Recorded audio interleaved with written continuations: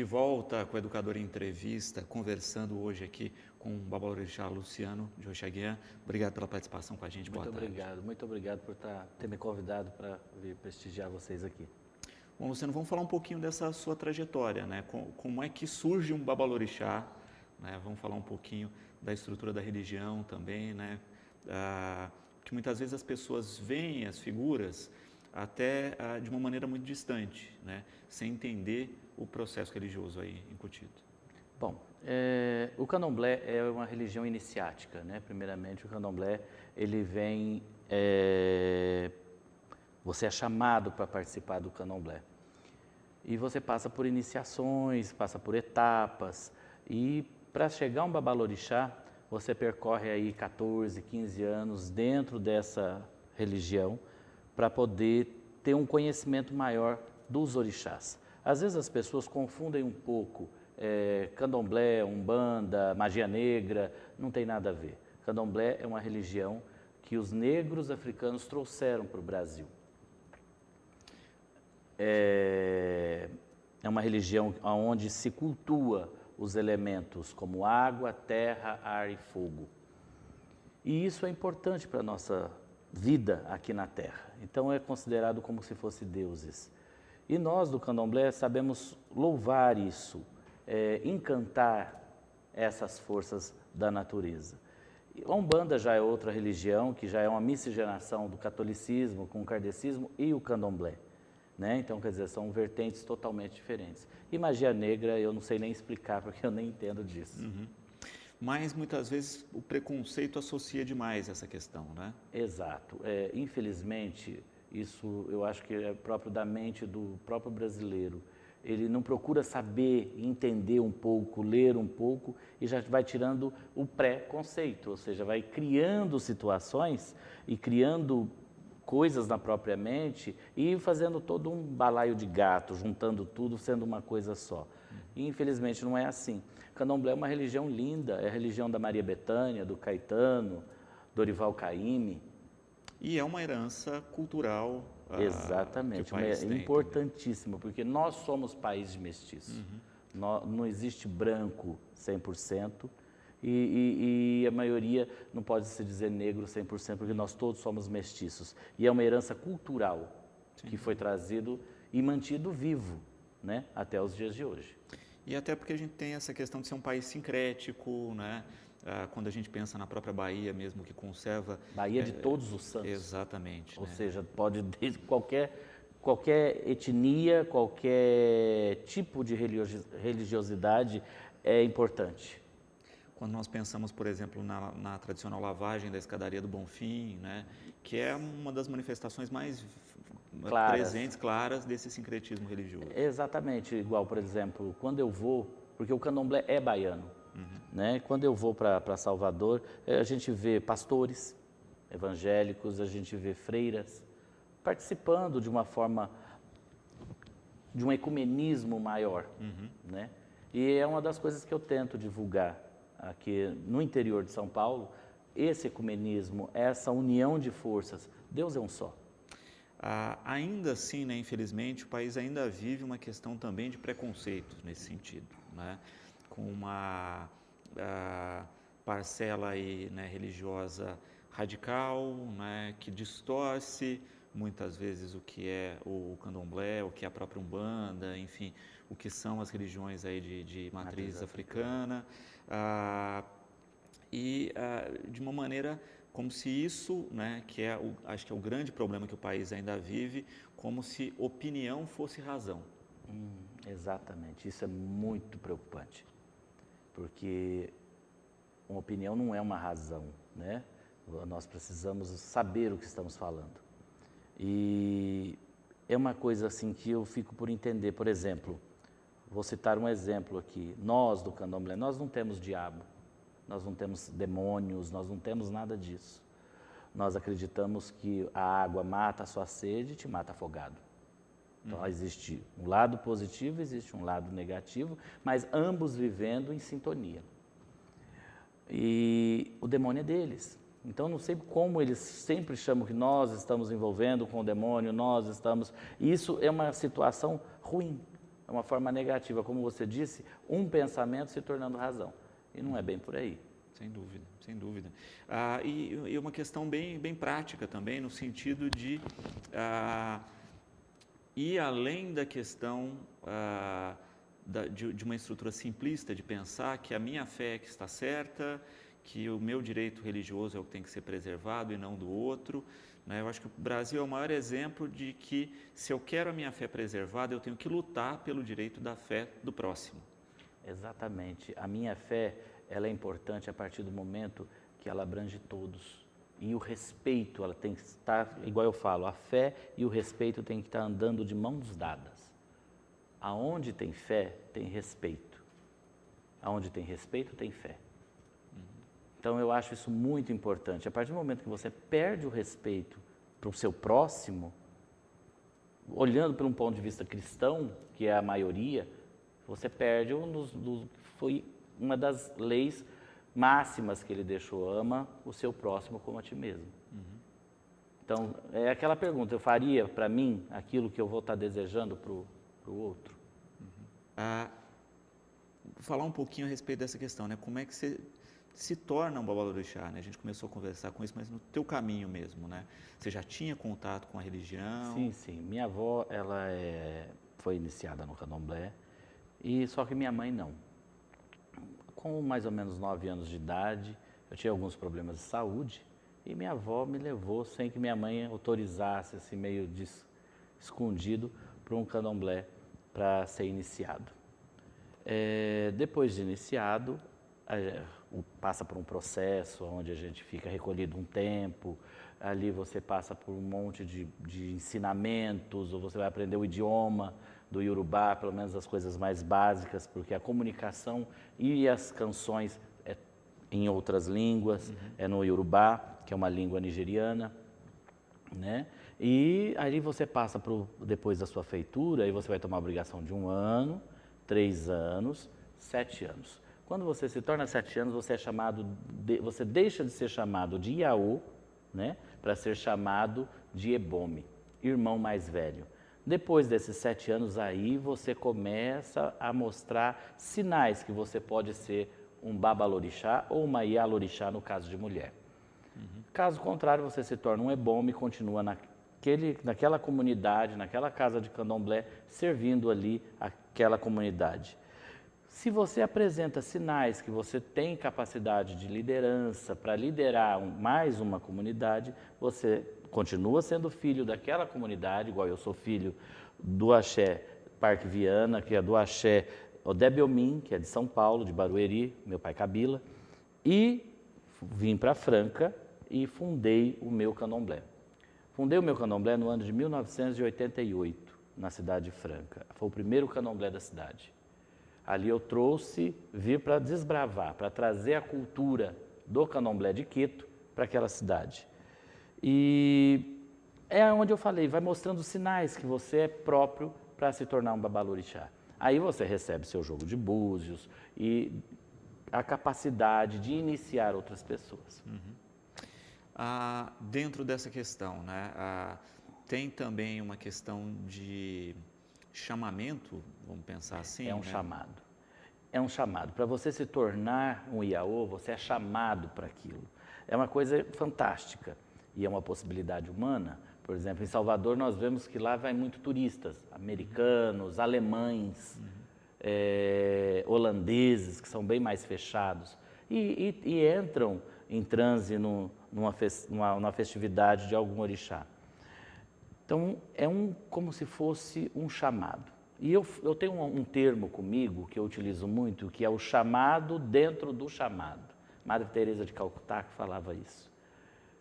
Depois que você é chamado para se iniciar e participar dessa comunidade em si, dessa irmandade, você tem um outro chamado. Que papel que você vai desempenhar lá dentro? Exatamente. O que você vai ser? Um sacerdote?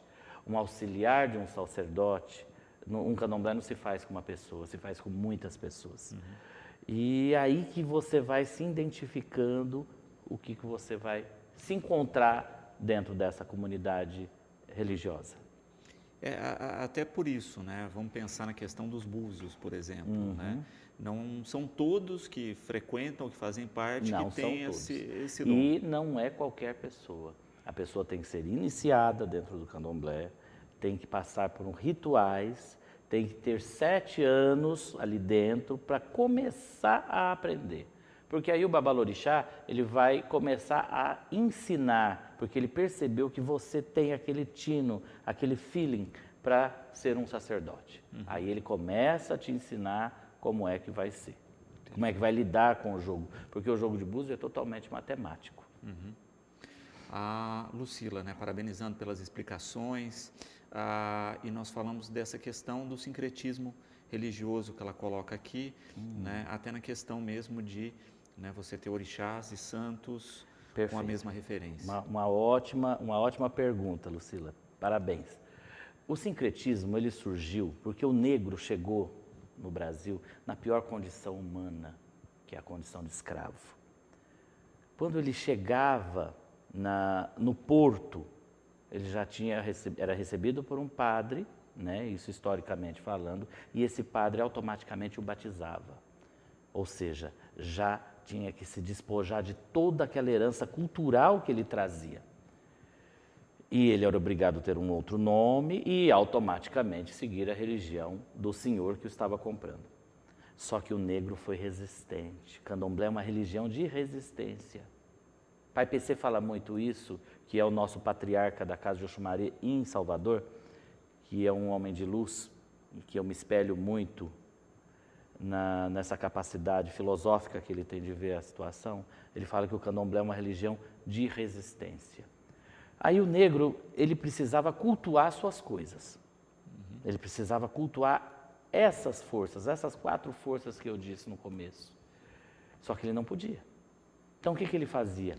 Ele pegava, por exemplo, pegava ali as coisas que representavam Yansan, Oiá, enterrava, buscou um santo católico que tivesse mais ou menos o mesmo significado. Oiá para nós, Yansan, ela é a deusa dos ventos, das tempestades, dos raios. Aí vem Santa Bárbara. Santa Bárbara. Ele achou, não, Santa Bárbara também tem a ver com os raios. E colocava em cima.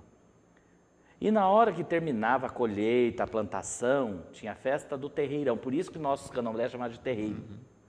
Ali naquela festa, fazia-se um candomblé.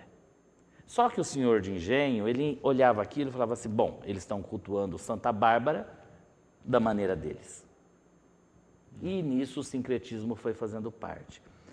Logo depois de Getúlio Vargas, Mãe Menininha, junto com Mãe Senhora, com Vovó Simplícia, mostraram para as pessoas que não existia mais essa necessidade do sincretismo dentro das casas de candomblé. Por quê? Porque nós já podíamos mostrar os nossos assentos, o que é Oiá, o que é Ogum, o que é Xangô, sem a necessidade de tampar com os santos católicos. A perseguição era muito forte antes disso. Se você vai em Salvador, nos terreiros, os terreiros são pequenos e a maioria deles tem um altar. E os atabaques ficam sempre, parece que dentro de um cômodo. Porque quando a polícia aproximava, como era um lugar afastado, Ogum já estava virado às suas redondezas, ele dava um sinal. Automaticamente fechava-se os atabaques, o pessoal virava para esse oratório onde ficavam esses santos e começavam a rezar o terço. Então, o candomblé é uma religião de resistência. Então, o sincretismo veio aí e parou conosco com o candomblé depois que não teve mais essa necessidade. Diferente da Umbanda, que, como eu disse, é uma religião totalmente miscigenada, manteve esses santos dentro. Porque por isso que é uma mistura do catolicismo com o kardecismo e com o candomblé. Nós, do candomblé, nunca misturamos nada. Era simplesmente para poder cultuar que eles faziam isso. Perfeito. E manteve, né? Quando a gente pensa nessa questão da identidade das religiões de raiz africana no país, a gente também tem que entender que são identidades de países que tiveram um fluxo maior de escravos para cá. Exato, né? exato. Porque também a gente teve um número pequeno, por exemplo, de escravos muçulmanos que vieram também, né? Que em sua maioria depois viraram capitães do mato, né? A gente teve muito dessa construção que a história, né, de certa maneira pagou, mas que hoje, felizmente, a gente começa a fazer O um século resgate. XXI, eu acho que os historiadores estão tendo um resgate aí. Que infelizmente a gente não tem como deveria ser feito por uma ausência de registro, né, porque muito disso, inclusive, foi, né, destruído para que, infelizmente. de fato, não houvesse uma fiscalização como deveria. Né? Infelizmente. Sempre as buscas, às vezes, eram nas delegacias. Hoje, para estudar algumas coisas da casa de Oxumaré, dessas casas matriciais, que são as primeiras casas de candomblé de Salvador, as buscas, maioria das vezes, são nos registros policiais, porque outras coisas, muitos já foram destruídos. Sim. Fábio Diogum está lhe mandando um grande abraço, parabenizando aqui pela entrevista. Muito obrigado, Fábio. Um abraço para você também. Que Ogum nos abençoe. Nós falávamos a respeito dessa questão das previsões, né? Quando se pensa em previsão, ela também tem um caráter aí de se preparar para, não é? Acho que eu vejo muito isso na questão das religiões que se utilizam da ferramenta, né? Também não é uma questão só de, olha, vamos ver o que o futuro nos prepara, mas como nós devemos nos preparar para o futuro. Exato. É importante o jogo de búzios, é mais ou menos isso aí que você falou, você resumiu tudo o que é. Não é que o jogo de búzios é um jogo de adivinhação. Se fosse para adivinhar, adivinharia a Mega Sena, da virada agora. Né? Então não existe isso, não é assim. O jogo ele nos dá caminhos, ele nos mostra uma luz ali, naquele problema que você está passando, às vezes é aquela portinha estreita, ele te mostra ela, tipo, é por aqui. E assim você vai indo e eliminando um pouco das pedras de tropeço que nossos caminhos são cheios, né? Nosso caminho é cheio de inveja, nossos caminhos são cheios de ganância, tem um monte de coisa que nos atrapalha a viver. E o jogo de búzios não ajuda, porque logo depois do jogo de búzios, os negros conheciam o que nós chamamos de ebós, ou seja, oferendas. É feita oferendas a esses deuses, a essas forças, para que amenize esse caminho que às vezes pode ser um pouco mais difícil. E também é um processo até de mudança íntima mesmo, né? Como você coloca, a gente está falando aí de invejas, de uma série de questões que às vezes não está no outro, né? Mas está na própria pessoa. Exato. Você passa a ter um conhecimento maior dentro de si, né? Você passa a se conhecer mais. Perfeito. E às vezes se blindar. Vamos aos búzios, então? Vamos. 2017 a gente teve um período difícil, né? Com crise econômica, com uma série de fatores aí determinantes que mexeram na vida de todo mundo, né? Como é que está o caminho aí para 2018 nesse sentido? Vamos ver.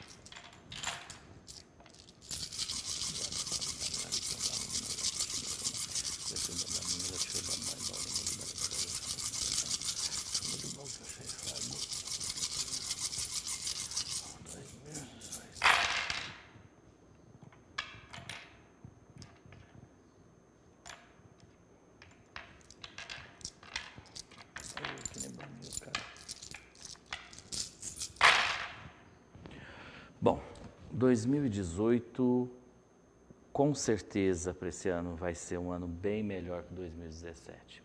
O orixá que rege o ano de 2018 é o orixá Exu, Xangô e Inhansã.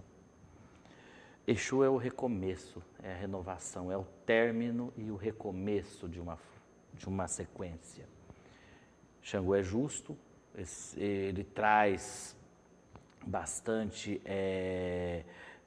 coisas obscuras voltando à tona. Nós vimos aí no ano de 2017 que muitas coisas veio, Xangô estava no meio disso, principalmente na parte política, muita coisa foi desvendada, a coisa ficou bastante clara para nós. E o ano 2018, por ser isso, ele vai ser o quê? Uma reconstrução dessa perda que nós tivemos aí no ano de 2017. Então, é um ano positivo. Eu chamo que o ano 2018 vai ser um ano positivo.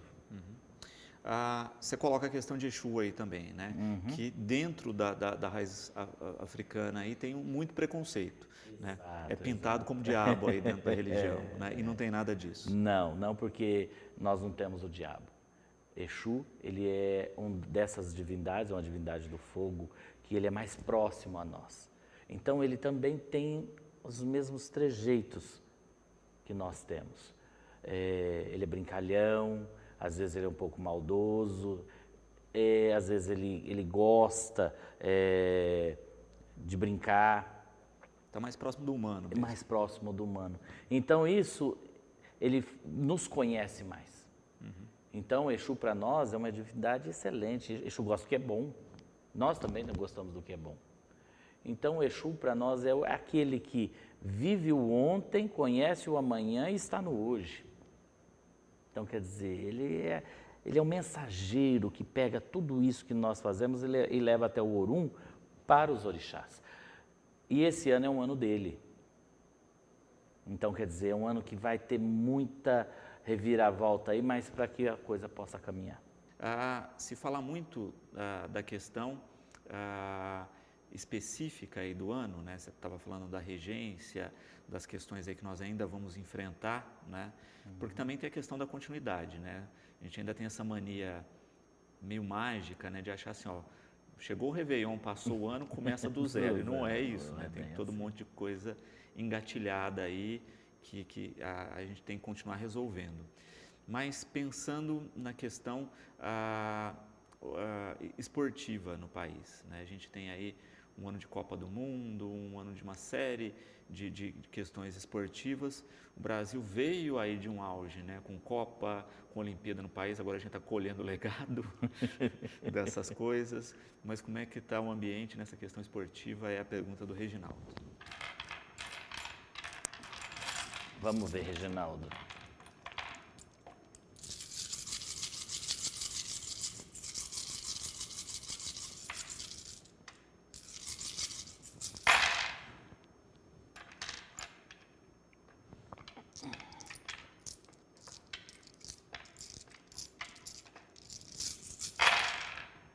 Olha, Reginaldo, falando da Copa do Mundo, o Brasil vai ter que se esforçar bastante, viu? Porque o jogo indica aí que o negócio vai andar mais ou menos até nas quartas de finais. Depois das quartas de final o negócio pode complicar um pouco, então tem que ser um pouquinho mais duro aí, trabalhar legal e ter comunicação entre eles, né? Falarem a mesma língua, porque é um time. Se é um time, precisa se tornar uma equipe. E é aí que tem essa necessidade de um pouco mais de entrosamento, senão nós não vamos passar da quarta final, não. Isso é ruim, né? Sem dúvida, não. E né, tomar cuidado com mais um 7-1 aí. Né? Não, por favor, isso não pode acontecer de novo. Não repetir isso na história aí. Podemos atender um espectador? Claro. Falar um pouquinho? Andréia Cristina, ela manda a data de nascimento que é 20/11/73. Andréia Cristina.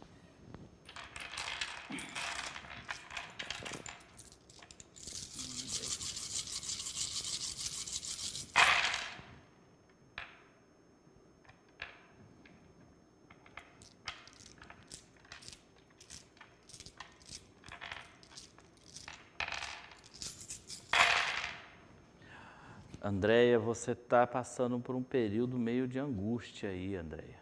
Então, a orientação que eu te dou é: tenha calma, fica tranquila, não haja por impulso, procure um babalorixá, um maialorixá, ou algum amigo, uma pessoa que você possa conversar para ajudar você a achar um caminho aí para esse problema que você está passando.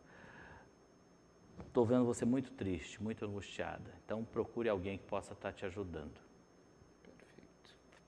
A Renata com uma questão também, né? Hoje nós vemos a questão cada vez mais, né? E a gente falava disso, né? Do encontro das religiosidades, etc.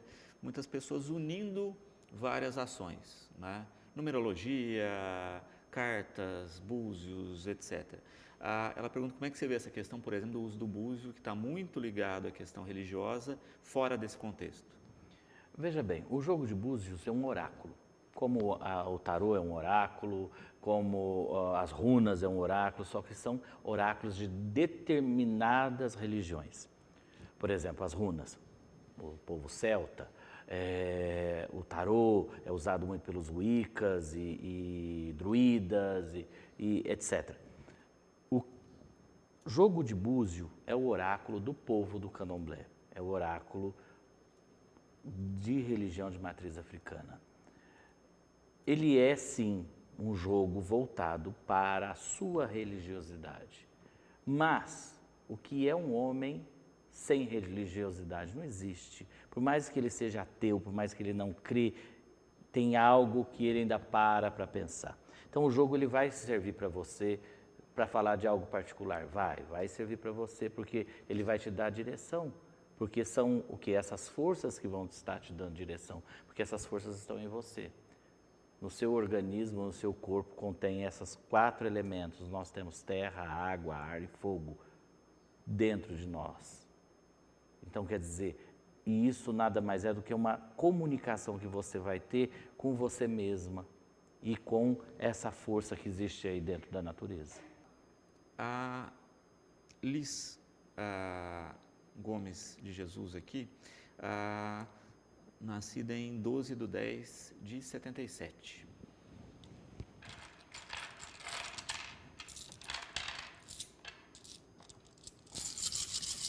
Gomes da Silva.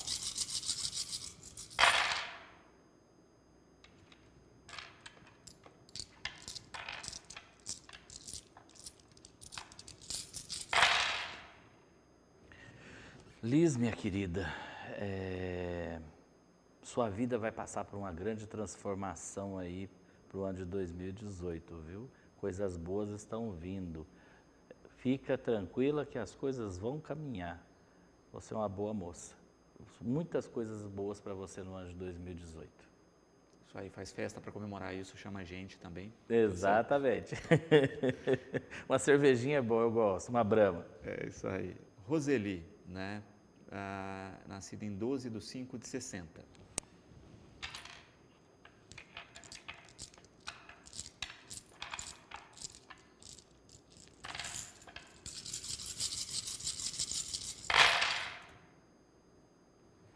Roseli, o jogo mostra você bastante apaixonada. Vem um Odu relacionado ao amor, né? O Odu de Oxê. Deixa as coisas acontecerem, minha filha. Deixa as coisas acontecerem. Curte o dia de hoje. Não fique esperando o amanhã para poder viver. Viva hoje. Hoje a gente acorda, curte a pessoa com quem a gente está. Amanhã, somente Olodumare, que é Deus, vai saber o que vai acontecer. O importante da gente viver é o agora, não o amanhã. Estela, 8/3/89.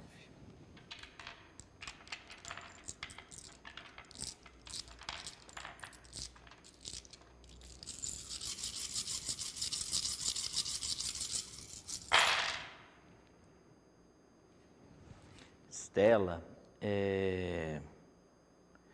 o Odu que responde para você é o Odu de Ocarã, é o Odu de Exu. Então, tudo aquilo que eu falei para o ano já serve para você. Um recomeço, um fim, um término para ter um recomeço. Às vezes é bagunçado, vem a coisa para bagunçar, para a gente poder arrumar. Ninguém pega uma gaveta arrumada para rearrumar, a não ser que a pessoa tenha algum tipo de problema, igual eu que tenho toque que preciso ficar arrumando as coisas. Mas o normal é a gente tirar tudo, fazer aquela bagunça e depois colocar tudo nos seus eixos. Esse é o ano de 2018 para você. Perfeito. A Valéria, 24/10/69.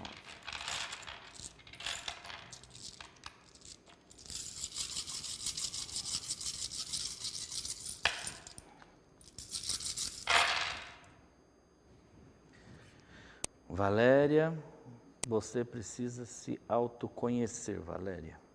O Odu que vem para você é um Odu positivo, sinal que você é uma pessoa que tem uma vida bem organizada, as coisas, mas o problema é um conflito interno dentro de você mesma.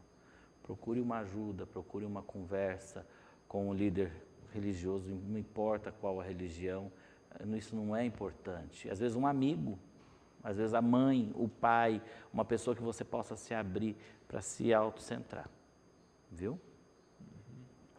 A Daniela, 22/11/74.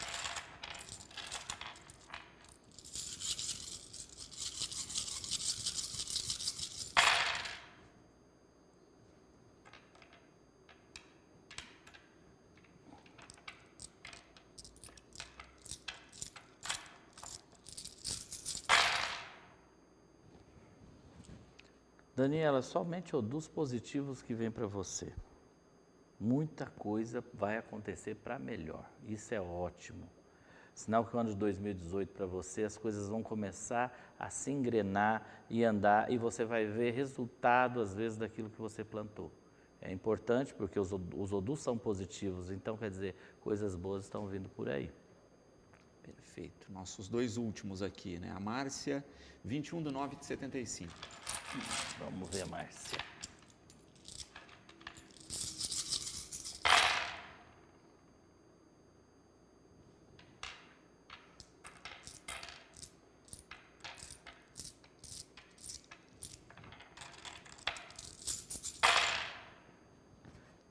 Márcia, você é uma pessoa também que eu indico procurar alguém ou um líder espiritual. Os odus são poucos negativos, então muito cuidado, cuidado com despesas, cuidado com coisas que você pode estar tendo que tomar decisões. Então procura um conselho de um babalorixá, uma ialorixá, que vai poder te ajudar quanto a esse lado um pouco negativo aí do ano 2018 para você. Perfeito. E nosso último aqui, Leandro, 12/5/65.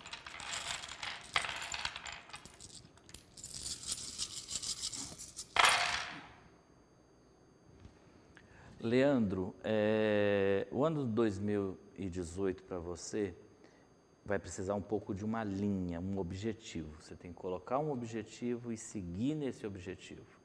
Porque às vezes, o que acontece? O odum que responde para você é o odum que vai para lá, vem para cá, é o vento.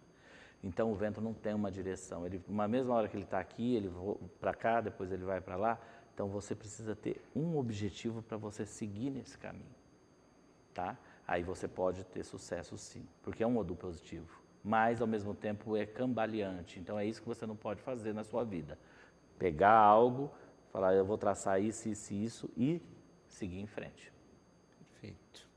Bom, a gente tem vários espectadores com a mesma pergunta, né? Que é onde fica o seu terreiro, como é que as pessoas podem fazer para conhecer um pouco mais do seu trabalho, qual o contato? Bom, gente, o meu terreiro é em Franca. É na rua Sueli Reis Caram, número 1160, no Portinari, tá?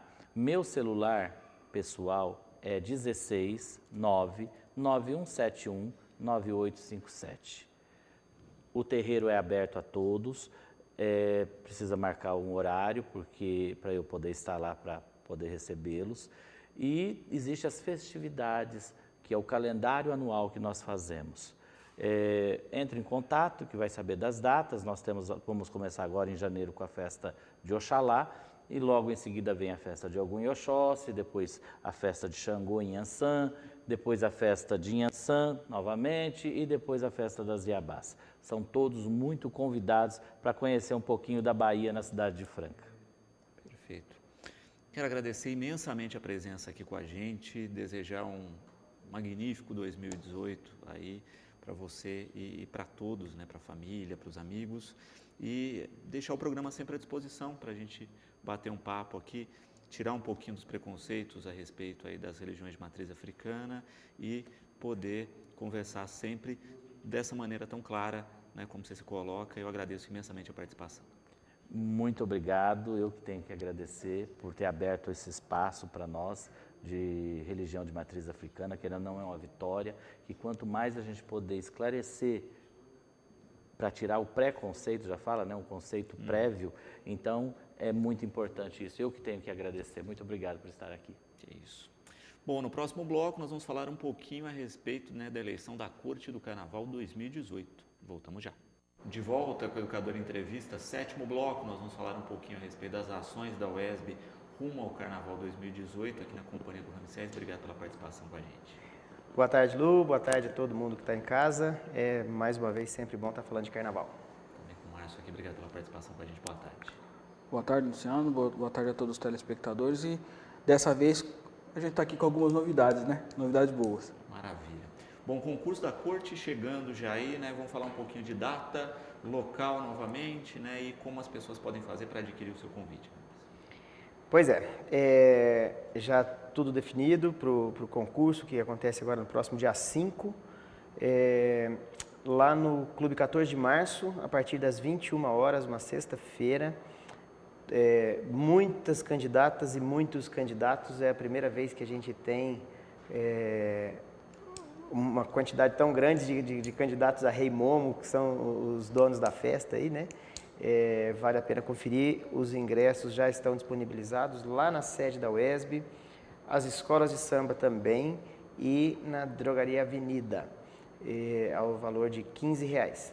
Esse ano nós não disponibilizamos mesas para vender, porque por uma questão até de logística lá no salão, a gente preferiu disponibilizar algumas mesas e com uma limitação de lugares, mas nós disponibilizamos isso para as escolas.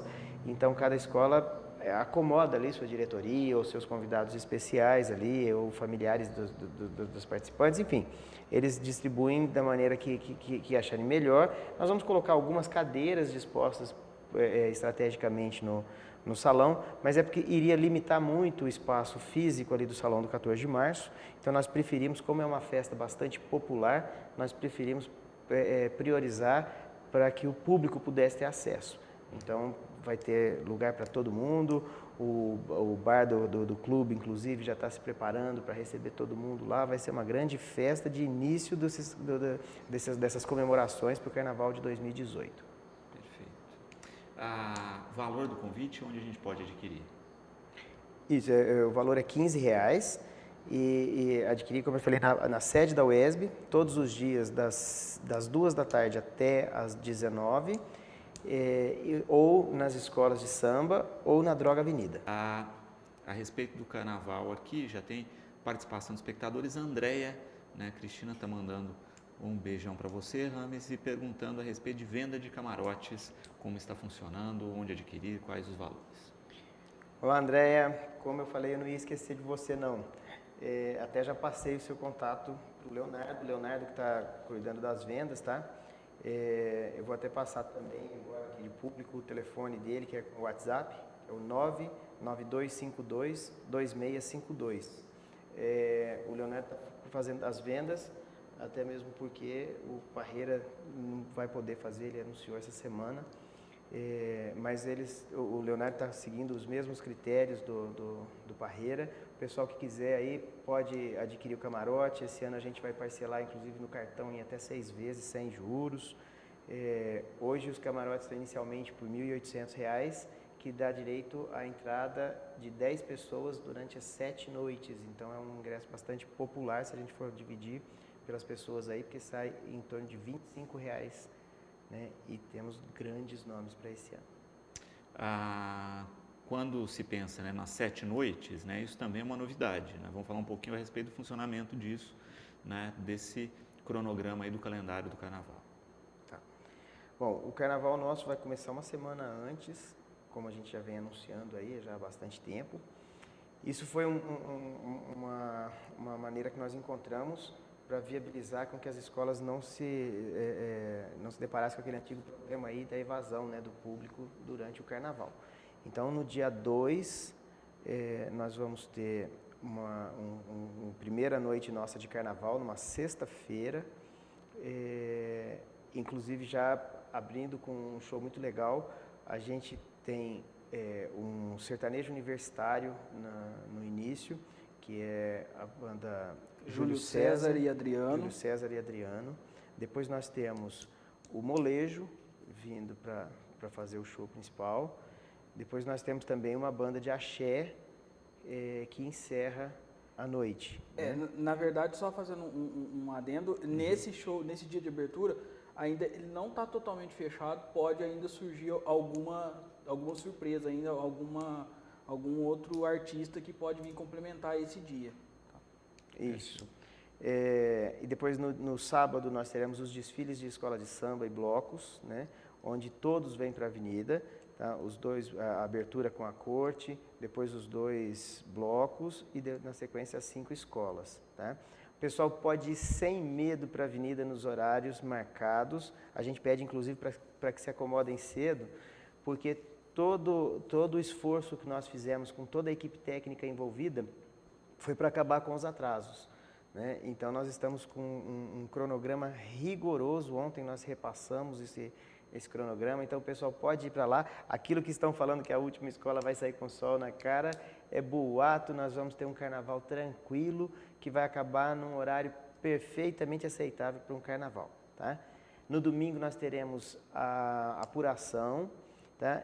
E vai ser um dia que vai ser recheado de atrações aí que o público vai gostar bastante, porque a gente vai manter as tradições do Vai Quem Quer, do Monas e Dondocas, mas nós também já temos aí confirmado o Samba 6, o Júlio César e o Adriano voltam para essa noite, a banda de axé também volta para essa noite. Então nós vamos ter espetáculos aí a partir das 2h da tarde. Nós vamos ter o domingo inteiro recheado e com uma coisa muito boa, entrada franca nesse domingo, né? Então vale ressaltar que nós temos atrações para todos os gostos e para todos os bolsos, tá? Depois nós temos um intervalo aí de uma semana, a exemplo da festa de São Genaro, né? De segunda a quinta nós não temos atividades. Na sexta-feira a gente volta com o carnaval de trio elétrico, onde a gente tem a apresentação do Oba Oba Samba House, além de Júlio César e Adriano e a banda de axé, que sempre são o pré-show e o pós-show, né? No sábado nós temos o Daniel San, que é ex-vocalista do Sambô, né? Com a nova banda dele, tá? Que vai também fazer um grande show, porque ele foi o que consagrou o Sambô, né? Inclusive reconhecido até pelo Bono Vox aí por gravar um dos maiores sucessos da banda U2, né? No domingo nós temos outro dia de atrações mais regionais, né? Onde nós temos, além da banda Chega para Sambar, nós temos algumas atrações locais aqui que a gente ainda está terminando de fechar.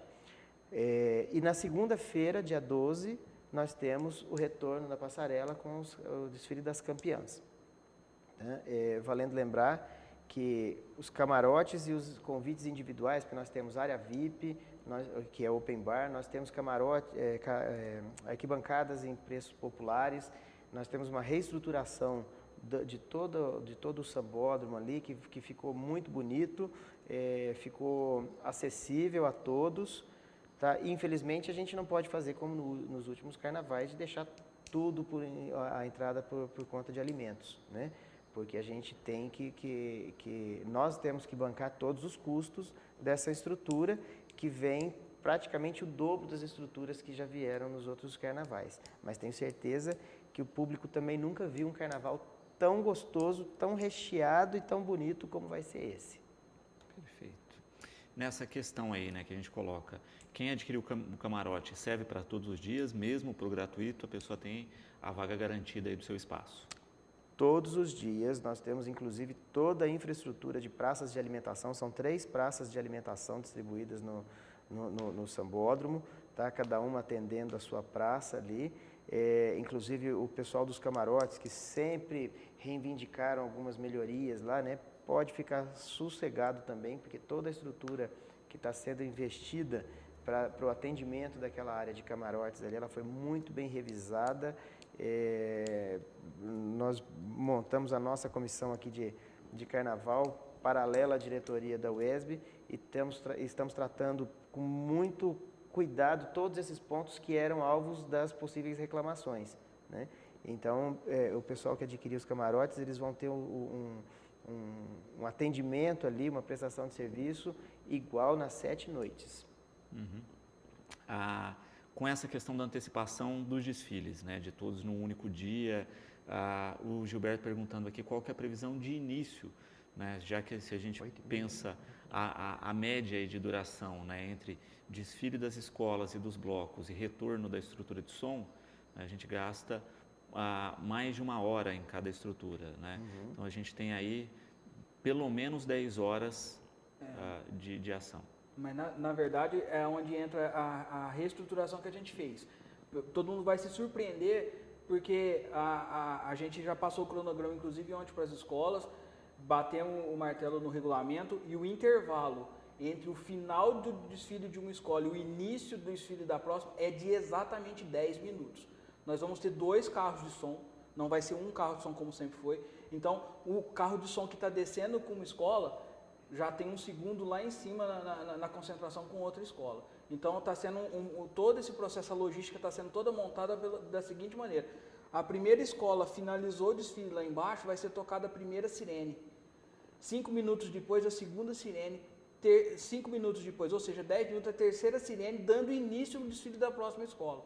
Então não vai ter mais aquele, por isso que a gente fala, mas vai sair com o sol na cara. Não vai, porque o desfile vai ser bem compacto, vai dar tudo certinho dentro do nosso cronograma. Se todas as escolas utilizarem o tempo máximo que elas têm direito à avenida, a última escola, que no caso é a Castelo, que é a atual campeã, vai encerrar os desfiles por volta de 3h30, 4 horas da manhã, que é exatamente o mesmo horário que ela encerrava antigamente, quando era em 2 dias.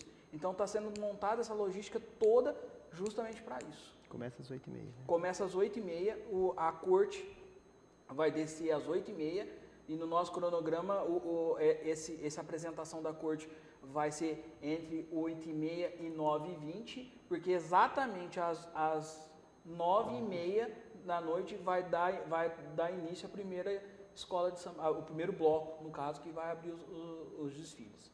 Perfeito. Nessa questão estrutural aí também a gente tem uma questão de custo, né? Que está dentro da parceria feita com a Liga, dos recursos que estão sendo adquiridos, né? Porque tudo isso também encarece um pouco mais, né? Como você coloca, são 2 carros de som, tem que ter uma estrutura de cabeamento diferenciada para que isso se torne possível. Sim, o cabeamento é individual, cada carro de som, o som já foi fechado com o Heraldo. O Heraldo vai passar, ele já passou todo o cronograma, toda a logística, como vai ser feito. Cada carro tem o seu cabeamento separado. Então, porque não adiantaria nada a gente colocar 2 carros e usar o mesmo cabeamento. A gente tem que esperar esse cabo voltar para o carro descer. Então, não vai. Além de ter o cabeamento individual de cada carro, a gente tem ainda um terceiro, que é o link, né? Que é uma terceira via, que é o link. Então, a gente está planejando tudo para que esse carnaval realmente entre para a história.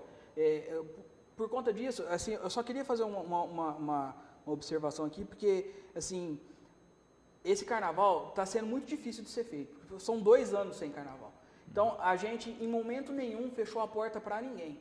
Todo mundo que já trabalhou, que já participou, seja do que for, a gente sempre deixou a UESB de portas abertas, porque a gente, inclusive, precisava da colaboração, da ajuda de todos. Nunca fechamos a porta. A gente agradece todas aquelas pessoas que vieram junto com a gente, acreditaram, porque a gente está tentando fazer um negócio diferente do que teve. Então, todo o pessoal que veio, que está vindo, que está batalhando junto para a gente conseguir, a gente agradece a todos. Eu queria fazer um adendo no caso específico do Parreira. Tradicionalmente ele faz as vendas dos camarotes, sempre foi. A gente nunca fechou as portas para ninguém, inclusive para ele. Tivemos 2 ou 3 reuniões com ele. Tudo que foi solicitado por ele, a UESB disponibilizou para ele. E, infelizmente, o Parreira, junto com algumas pessoas, não acreditaram na ideia. E, no final, aos 45 do segundo tempo, ele falou para a gente que não acreditava na ideia e que ele não colocaria o nome dele nesse evento. Não ia prejudicar. A gente agradece o Parreira, tudo mais a gente já passou a venda então para o Leonardo, e a gente vai tentar mostrar para todo mundo que, para aqueles poucos que não acreditaram, que eles estavam errados e que a gente vai conseguir trazer o carnaval de volta melhor do que ele sempre foi. Infelizmente, não é unanimidade, mas a gente agradece àqueles que acreditaram no evento, estão juntos, e aqueles que começaram e de repente desistiram, a gente também agradece, porque também eles, de uma maneira ou de outra, dão força para a gente. Rames, para a gente encerrar aqui nessa questão, falando a respeito das ações, dos preparativos, né? A gente sabe que é um carnaval que já está próximo aí, então sempre aquele alerta para as pessoas procurarem o barracão das suas escolas de samba, começarem a auxiliar nesse sentido, porque também tem essa questão da produção do desfile, né, que tem uma semana a menos aí, né, e que tem que ser concretizado, né, e agora depende disso, né, dos apaixonados pelo carnaval, das pessoas somarem esforços aí. Sim, Lu, até assim, esse apelo a gente nunca cansa de falar, porque sempre cabe mais 1, mais 10, mais 1000 dentro dos barracões das escolas de samba, tanto para ajudar na confecção, como para desfilarem, né? As escolas estão a pleno vapor, a todo momento a gente está recebendo imagens ali do pessoal trabalhando, tem as equipes que se revezam durante o dia e durante a noite ali. A gente convida, sim, principalmente o pessoal que está lá do Trentim, que está começando agora, né? Parece que o pessoal da comunidade ali estava com certo receio ainda de se aproximar. Lá no Romagnoli, eles estão também o dia todo lá no barracão deles lá, então o pessoal da comunidade já pode chegar ali, eles estão precisando de ajuda, sim, nós temos passado por lá, a gente está vendo como é que está a movimentação. A partir do dia 12, se não me falha a memória, já na semana seguinte, a semana do concurso da corte, todas as semanas nós vamos ter as casas do samba, inclusive a primeira semana só tem uma, nas outras 3 semanas tem 2 casas de samba por final de semana, uma na sexta e uma no domingo, ou uma no sábado e uma no domingo, né? Mas todas as escolas vão fazer suas casas de samba. Com uma novidade também, ontem nós fechamos a questão das casas do samba. As que vão acontecer no domingo não vão acontecer mais de manhã, por conta, inclusive, dessa dinâmica toda. Elas vão acontecer a partir da 1h. Então, nós vamos ter as domingueiras aí nas quadras de escola de samba. Então, a gente pede para que todo mundo participe. Está sendo muito legal. A região toda, não só Batatais, a região toda manifestou favoravelmente quando nós começamos a nossa divulgação, que foi ainda uma divulgação moderada. Agora a gente começa, agora que nós definimos hoje, inclusive que nós terminamos de fazer os últimos contratos, a gente vai soltar essa divulgação em grande escala. Então, com certeza, o melhor e maior carnaval do interior está de volta, e está de volta de uma maneira que nunca nem o batataense viu. Perfeito. Márcio, quero agradecer a presença, deixar o programa sempre à disposição aí, parabenizar pelo trabalho. Eu que agradeço, a Educadora é uma das que acreditaram na nossa proposta e falar, pessoal, pode correr atrás do camarote, porque graças a Deus nós já temos 50 camarotes pré-vendidos, então metade já está reservado e hoje o pessoal já está passando com a maquininha já para efetivar essa compra, então está tendo muita procura, graças a Deus. Rames. Eu só queria colocar um pequeno detalhe a mais aí, que é o seguinte, por conta de ter trocado de vendedor, muitas pessoas estão solicitando que o camarote seja o mesmo número. Nós estamos, inclusive agora, na sequência aqui do programa, nós estaremos no Sambódromo, onde a equipe lá do Capato vai nos auxiliar a fazer toda a numeração de novo. Então, eventualmente, a gente não tem exato número que a pessoa estava acostumada a comprar. Mas, se o pessoal puder ir nos auxiliando, quem já costumava comprar em tal lugar, tenho certeza que rapidinho a gente também desenrola esse quebra-cabeça aí, porque o Sambódromo não é tão grande assim e as pessoas sabem mais ou menos onde ficavam. Então, um pouquinho mais para cima, um pouquinho mais para baixo, a gente faz essa adequação. Tá joia? Muito obrigado por todos aí. Tenho certeza que esse carnaval não vai deixar nada a desejar para os outros. Maravilha. A gente agradece, deseja um ótimo ano novo para vocês, tá certo? Um grandioso carnaval para todos nós. Lembrando que amanhã, né, nós não temos o programa, nós temos a retrospectiva da Educadora, tá certo? Então, amanhã no horário do programa vocês podem conferir a retrospectiva de 2017. No próximo Educadora Entrevista de sábado, que vai ser no dia 6 de janeiro, nós já começamos com a Educadora Samba Show, com a participação dos blocos, tá certo? A dobradinha dos blocos no dia 6 e na sequência a gente segue aí com as escolas, corte e todos os detalhes do Carnaval de 2018, tá certo? O programa de hoje vai ficando por aqui. Lembramos que às 18h30 tem Cidade na TV. Nós nos encontramos só na semana que vem, então eu desejo a todos um magnífico 2018. Feliz Ano Novo para todos e até a próxima semana.